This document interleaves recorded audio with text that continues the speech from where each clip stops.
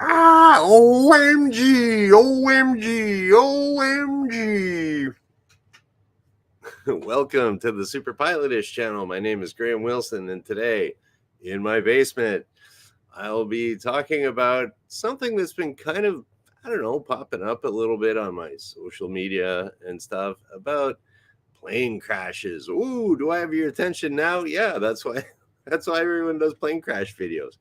I'm not talking about that today. I'm going to be talking about, like I usually do, just safe flying and stuff like that. Most of the time, flying is just like super boring. But I've been noticing a bit on the YouTubes and the Twitter X's that it's just like a lot more channels are popping up and getting a lot of views about, showing stuff that's like out there to scare people or something. But and it just, I don't know, as a safety conscious pilot guy, it just kind of bugs me that people are, I don't know, falling down, or I don't know, monetizing the lowest common denominator shock airplane videos, stories. I mean, but I think that's kind of a symptom of when okay, the way that YouTube is kind of taking over the regular media that's out there. You like kids these days. Now I'm old man Graham. Kids these days, they're always on their Twitters and they're on their Instagrams and their YouTubes and on their phones and stuff. So the amount of people that actually watch television, like the mainstream networks and stuff, that's their numbers are going down and down and down. And social media, Instagram, YouTube, the numbers are going up and up and up and up, and everyone's turning into an expert like me in my basement. So anyways, that's what I'm thinking, is like there's this kind of trend where if you've ever known anyone that's been in mainstream, so regular TV kind of media or newspapers or something like that, they always say, if it bleeds, it leads. If it burns, it earns. And so that was always the saying for anything in regular media. And so as their popularity is going down and the social medias and the independent type media is going up, well, there we go. I think we're adapting from, we're going from cute little cat videos to like horrific plane crashes. But and like it'll get the clicks, that's why I put actually, what did I put for my thumbnail here? Oh, that's right. My thumbnail said that you'll never see this landing because it's a perfectly safe landing, which happens like all the time, every day, all around the world. You never hear about that. It's just like statistically, flying in a great big airliner is super, super safe. But I'm just like, I don't know, the media, I don't know, skeptic or media critic or media personality in me is saying, why do we got to just like go to the lowest common denominator and get clicks and stuff? And the reason is you make money that way. So that's why I don't make any money on this channel, but I don't care. I'd rather be ethical than rich. Yeah, I like those moral victories than the financial ones. So anyways, I got my little cheat sheet here, and I was trying to find some really good statistics about uh you know like really, so that people aren't really that, I don't want people to be afraid to go on airplanes or anything like that, like, because statistically it's safe and I've flown thousands of hours and I'm fine. So and it's like, I know the training that's involved in becoming a pilot, and it's quite intense and you got to be good to do it. So but accidents do happen. But the I was looking at it. Okay. What did I found something, flyfright.com. Yeah, so flyfright.com, like, even just in the name, it's got like some scary stuff in it. But yeah, so according to that website, so if it's on the internet like this, it must be true, right? But it's a number. Okay, you got 1 in 816 million and change chance of dying in a plane crash. And then so they were comparing that to if you won the Powerball lottery. I don't know what the Powerball lottery is. It's a big one in the United States. And so Powerball lottery, you got 1 in 292 million chances of winning that. I don't know about you, but I've met very, very few lottery winners in my life. So chances are you're not going to be dying in a plane crash. And then that's another thing too that they always say that, like, okay, so, some plane lost the wheel when it took off. A door fell off. Oops. Anyone die? Nah. It's just like things happen, right? You're or you're driving your car down the road and you hit a squirrel or something. Like, oh well, sorry, squirrel, but your car is fine. You didn't crash or anything. So it's like some of those accidents that you hear about are just really nothing. Like, okay, some guy's moving a plane around with a tug, like one of those little funny looking trucks that push planes around, and someone wasn't watching the wingtip, and oop, bing, you hit a little wingtip. Uh, oh well, but the guy that's like taxiing the planes around, or moving the planes around, who knows what kind of training they got, and they usually don't get paid much more than minimum wage. All those guys that are waving the wands and stuff that marshal in the planes, they're not throwing bags and stuff like that. They don't get paid a whole lot. Most of them actually are kind of aspiring pilots, or I've met a lot that are aspiring pilots. They're using that money to save up for flying lessons and stuff. So they're usually right into the airplanes. But people make mistakes, and maybe it's dark, it's night, your boss is pressuring you to get that thing out, and you don't have a spotter on the wingtip. Oops. So, I mean, it can be costly, but no one's hurt, and maybe planes are delayed a little bit, but yeah, so but still, that gets into the news. Ooh, so like, ooh, so and so bumped somebody parallel parking on the street. Like, so what? But if it's an airplane, oh, you got to have it all. If it bleeds, it leads. If it burns, it earns. And so I was also trying to figure out how many, like, what's the chances of like dying and other things. I checked out a couple of websites, and I really don't believe the statistics that are on there, because it's like, hey, it's on the internet, so it must be true, right? So I don't know. It's just I could make up whatever I want here and say these are your chances of dying from a bee sting. Well, there's different factors there too. Are you allergic to bees? How many times have you gotten stung by bees? Apparently, the reaction gets worse the more you've been stung. What type of bee is it? Is it a killer bee? Is it a little honeybee? Is it a bumblebee? Actually, usually honeybees and bumblebees are pretty cool.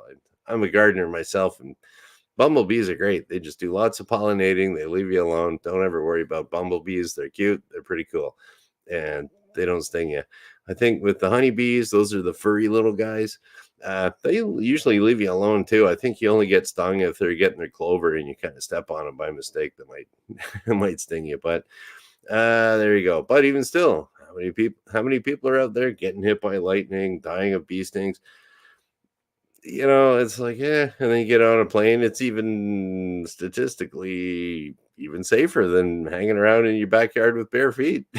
So I don't know. It's but I really don't like it how the media just overblows everything. Ooh, because most of the time it's all really safe. So I was looking a little bit more, and if you ever do want to find out, like, how many planes are flying in the air right now, I was trying to find that out, and it was, I don't know, different statistics I've gotten. We're almost coming up to the amount of flights that are going on is coming up to 2019 levels, 20 early, early 2020 levels, where after that something happened in the world and all of a sudden all the planes kind of stopped flying, but they're coming back up to those levels now, and they're about, I don't know, depending on what statistics you look at, 20,000 airliners in the air, stuff like that. But there's also smaller ones, like most of the statistics are basically on your airliners,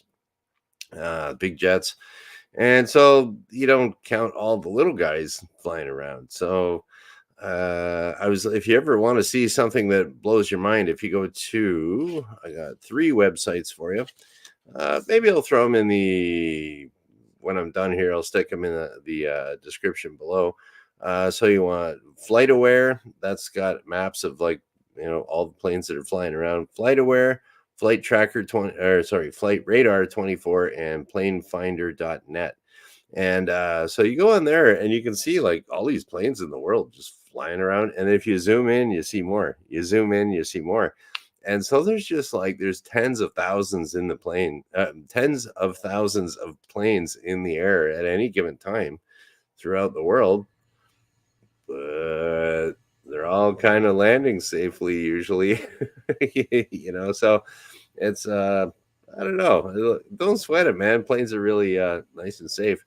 And I just really, I don't know. I was thinking about it yesterday, and I was just like, I don't like the way that the media's, YouTubes and everything are getting all the clicks and scaring people. Oh, but scaring people makes money. I guess that's why they have horror films.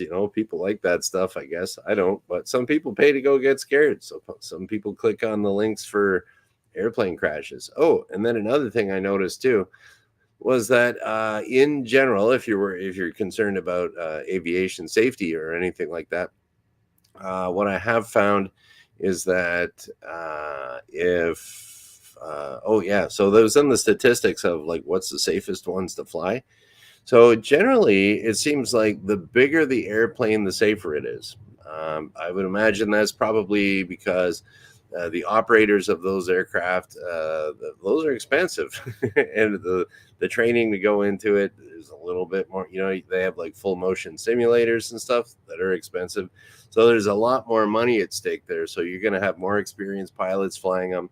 A little bit more training probably in the syllabus of the company, and the insurance is going to be a lot more on that too, so they're going to want to be a little bit safer about that. So, and that reflects in the statistics that I've found of accidents with big airplanes. So those are actually, the bigger the plane, the safer it is.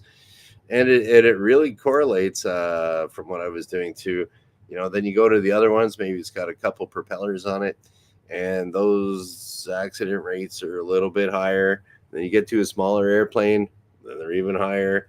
And it really goes down to, I never really thought about it before, but the size of the airplane. It correlates like directly to the flight safety, down to the most dangerous the most dangerous plane you can get is like some little ultralight, like some kind of kite with an engine on the back, and those things like like I don't know. I've never flown in one. I don't want to fly in one just because they're always doing a whoops, And usually the guys that get into people that get into like ultralight flying or something like that, they're a lot of them, they move on to like a little bit bigger airplane, bigger, safer. That's the general rule from everything I'm seeing. You can check it out yourself. Yeah. Oh, that's right. Because I found that I'm getting that from. Oh, what did I say it was? It was.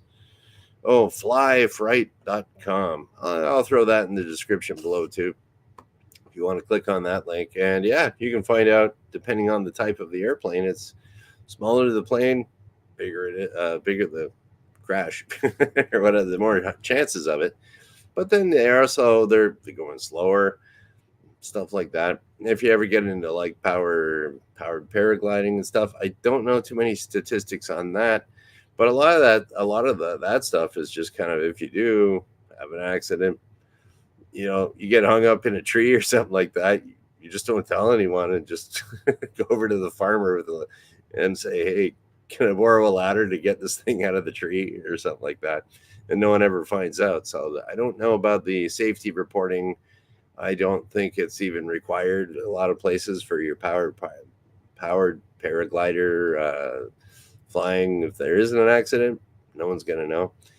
And it's kind of like if you're flying in China. Ever notice how the Chinese planes just never crash? Really?